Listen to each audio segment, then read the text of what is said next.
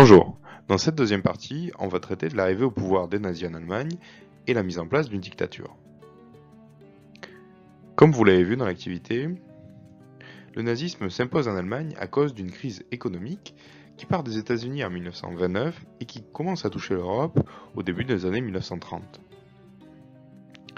À partir donc de 29 et plus particulièrement des années 30, le chômage explose en Allemagne et la pauvreté qui s'installe favorise la montée en puissance du parti nazi.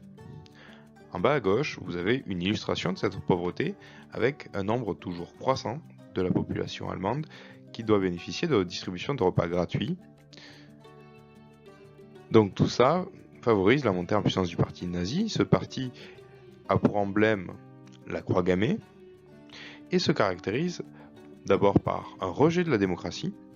Ce rejet est exprimé par Hitler dans son livre-programme écrit en prison Mein Kampf, Mon combat. Une idéologie raciste, également exprimée dans Mein Kampf, et qui touche particulièrement les juifs allemands, dans un premier temps. Une prise de pouvoir qui également est violente.